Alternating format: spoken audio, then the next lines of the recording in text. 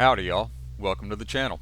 Today we're diving into Monsters and Memories, the upcoming classic-inspired MMORPG that's bringing back that old school vibe with a fresh twist. In this video I'm breaking down the races and classes available to those races in the game. Your choices for who you'll become in the world of Eth range from sturdy dwarves, inventive gnomes, shadowy deep elves, massive ogres, cunning goblins, and more. These races pair with a deep class system featuring everything from pet taming beastmasters and spell-slinging wizards to tanky fighters, healing clerics, and even dark necromancers. As of the time of this video, the game is still in beta, so everything you see here is subject to change as the devs continue tweaking and polishing. Stick around as we go through these races one by one. With that out of the way, let's sink our teeth into it. We start the list with the humans.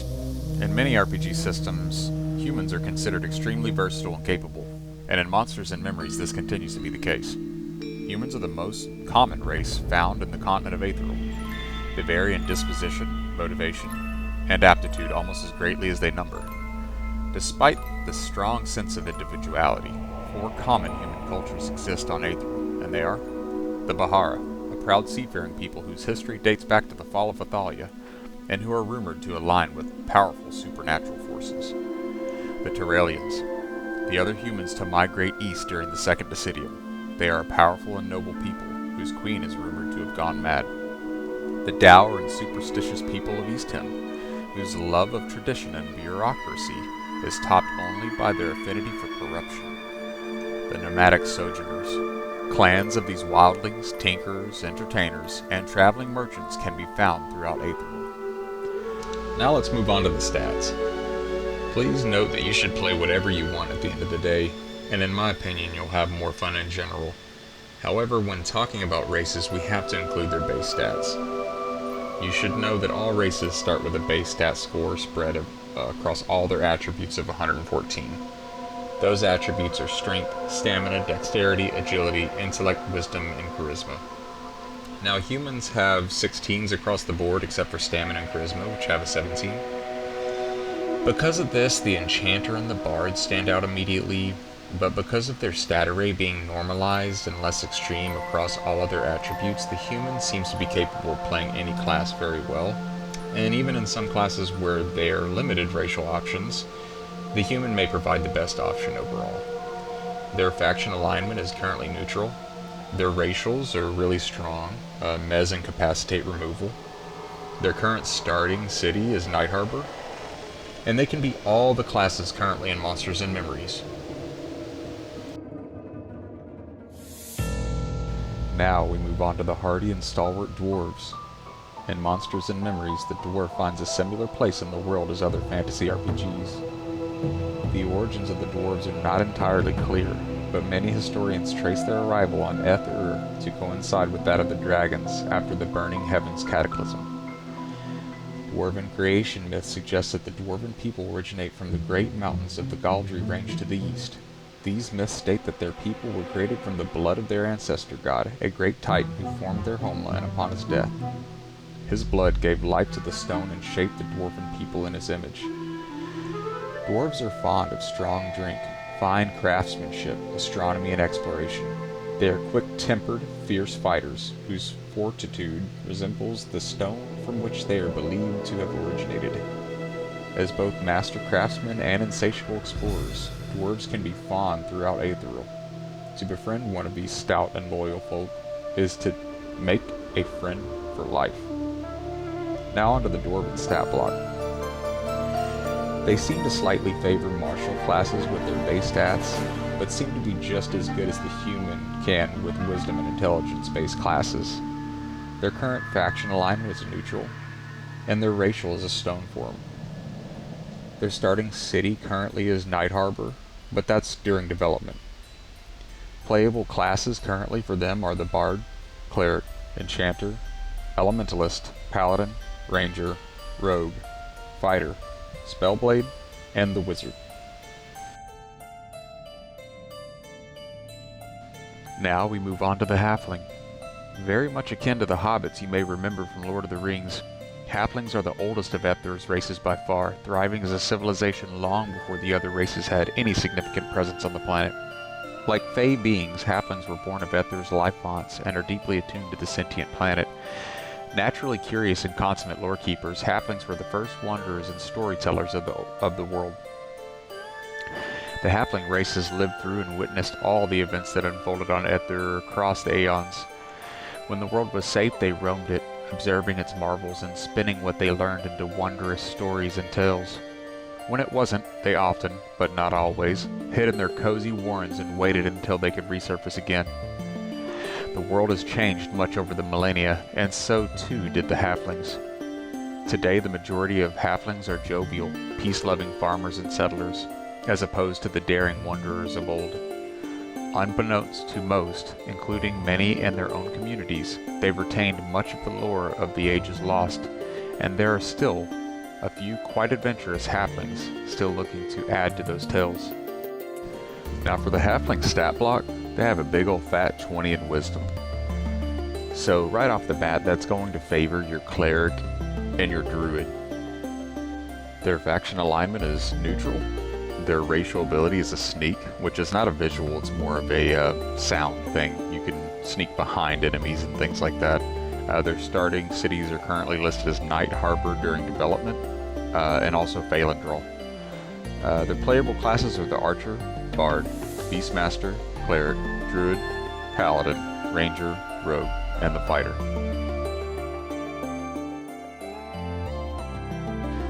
Next, we have the industrious and clever Gnomes.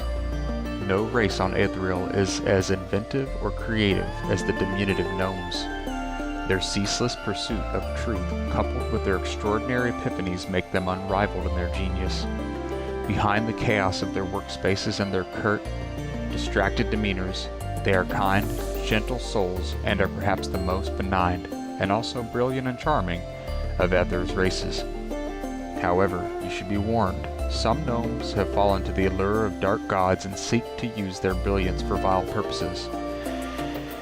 Their extremely high intelligence stat leans them into classes such as the Wizard, Necromancer, or Elementalist.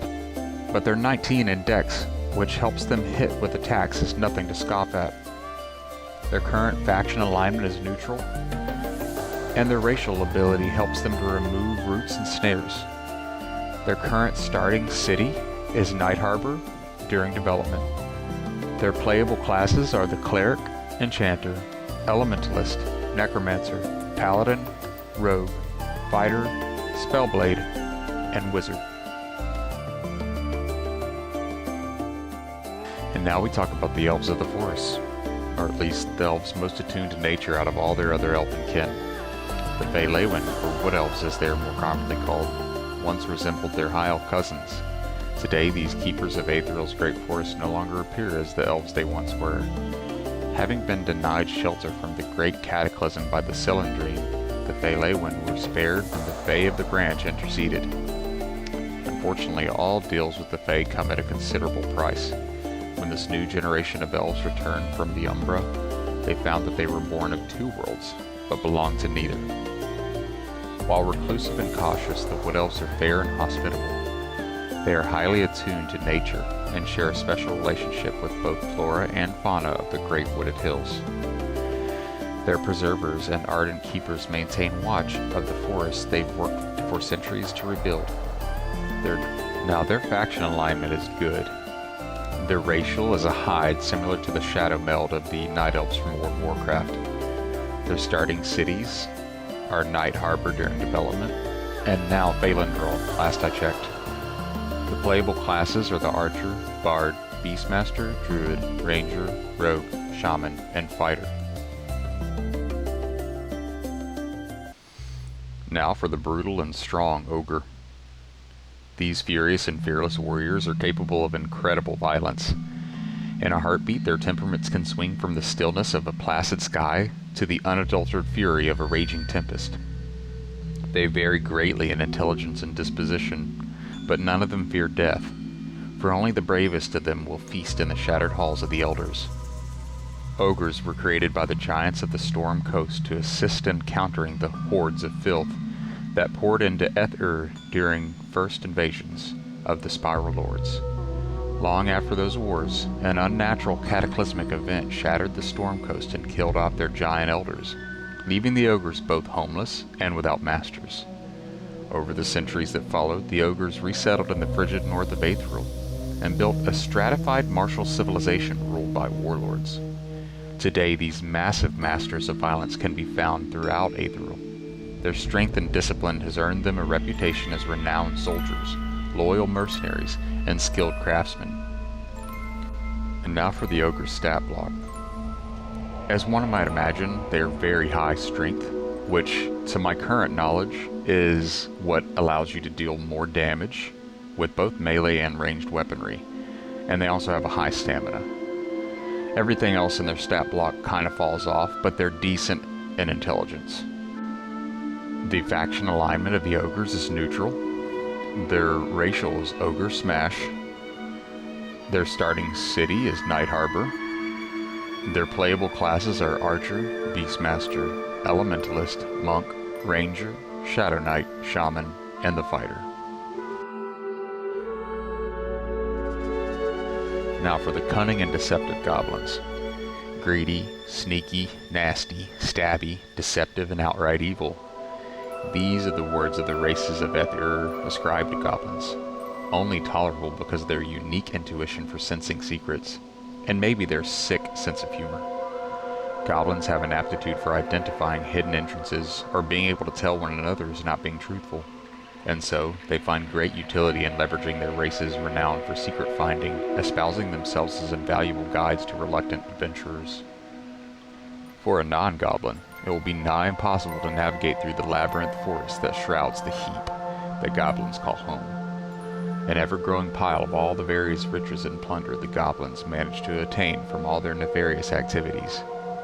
What goblins lack in brute strength and size, they compensate for with uncanny perceptiveness, chaotic presence, and mental alacrity. Goblins are supremely adept at seeing opportunities where others would not, connecting the dots others miss and capitalizing on them. It's not just how hard you thrust the knife, it's where the knife ends up. Now for Goblin's stat block, they are highly dexterous and agile, and they have a really high intelligence. One might also argue that their wisdom is pretty good too. Their faction alignment is currently neutral. Their racial ability is a bribe. Their starting city is Night Harbor. And their playable classes are the Archer, Beastmaster, Druid, Enchanter, Necromancer, Ranger, Rogue, Shadow Knight, Shaman, and the Fighter.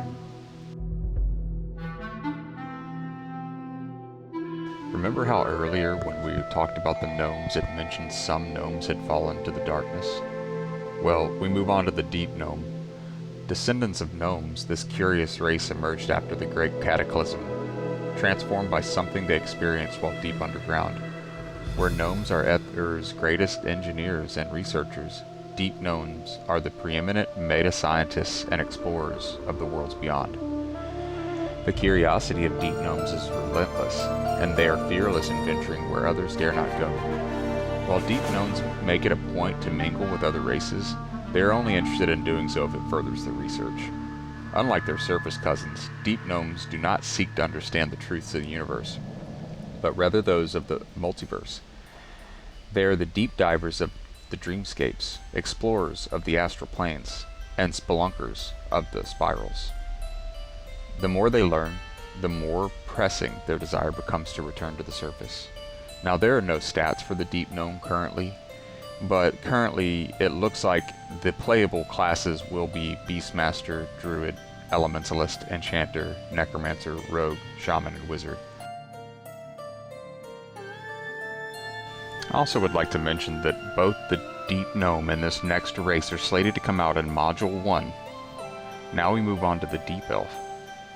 While almost eradicated as a people during the wars following the collapse of the Caliphate conglomerate, it is believed that the Elves are now the most prolific elven race. Once vanquished, banished, and hunted, these elves fled deep underground. It was here that they first heard the Shadow's voice. Having been warned by the shadow of impending calamity that burned bright in the heavens, the Elves descended further into the shelter of the deep. There they found a thriving ecosystem and adapted to the darkest depths of Aether's corrupt underbelly. They learn to subjugate even the most demonic of forces. Or, as their appearance and collective ethos began to transform, perhaps they merely learned to coexist with the power they sought to control. In the years that followed, the Elves claimed the title of Masters of the Deep and proved themselves formidable against the armies of the surface world. They have since reclaimed the ruins of the city from which they were driven by the Cylindrine so long ago. Now, deep below, rests the great capital of the city of the Underworld, in which the Elves scheme and the Shadow listens. Now, there are also no stats for the Deep Elf, but currently it's slated that they will be able to play as an Archer, Cleric, Elementalist, Enchanter, Fighter, Inquisitor, Monk, Necromancer, Paladin, Rogue, Shadow Knight, Spellblade, and Wizard. Now, all of the following races are slated to come in early access, but later after Module 1. And of these races, we'll start with the Deep Dwarf. These enigmatic, dark reflections of their dwarven cousins are believed to originate from the same Titan's blood. The stories of the Deep Dwarves' origins, often told to frighten dwarven children before bed, speak of the blood of life flowing into the darkest crevices of the deep below Aetheril. It was there, amongst the corrupted stone, that the first of the Deep Dwarves took form. However, the Deep Dwarves' relentless drive to collect spirits and trap them in their creations has led many to think that they are but trapped spirits themselves. Perhaps the Titan's blood encountered something more than corrupted stone in those dark crevices, where the separation between realities can be so thin. The Deep Dwarves are a calculating, methodical race. They tirelessly reshape the deep with cold precision and incredible skill. They not only carve and shape the stone, but breathe life into strange creations that assist them in their efforts. These insidious strategists see Aether as its fonts of life, as something to exploit and conquer. Their deadly, plotting determination is matched only by their stony strength. There are also no stats available for these races that are slated to come later, but currently listed for the Deep Dwarves, they would be able to play as a Cleric, Elementalist, Fighter, Inquisitor, Necromancer, Paladin, Shadow Knight, and Spellblade. And now we move on to the High Elves. The Cylindrine, or High Elves, are a tall, beautiful, and almost otherworldly being. Their powerful physiques and innate grasp of magic and calm, calculated demeanor further feed into the sense of otherworldliness. They embrace this perception, cultivating a sense of superiority. Purity is a common theme among the High Elves. They consider themselves the only uncorrupted remnants of the great Califrey conglomerate, an elven empire that once spanned much of Aetheril's western seaboard. As the last of their kind, the High Elves, who follow strict religious doctrines, are notoriously insular and one of the least welcoming of the civilized races on Aetheril. It doesn't help that their sense of superiority is often reinforced with the quality of their craftsmanship, magic, and military prowess is tested. However, in recent years, a growing faction within their ranks has pushed for greater diplomacy and increased collaboration with potential allies. This infighting has begun to manifest as more than just raucous debate. As the longest lived of the civilized races, the infighting may take some time to play out, for the High Elves' plans can take centuries to unfold. Their stats are not available, and the High Elves are slated to be able to play as Archers, Clerics, Elementalists, Enchanters, Inquisitors, Paladins, Spellblades, and Wizards.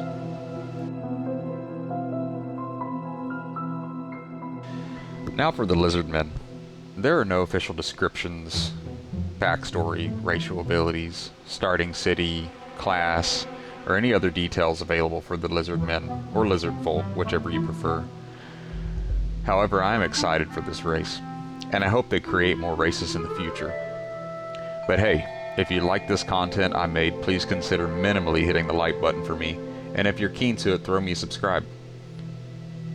Down below, please let me know what races you think would be a great choice for the devs to implement in the future. Thanks for watching, and if you like this video or care to watch gameplay videos, I plan to keep posting about Monsters and Memories as I have the time. See you around.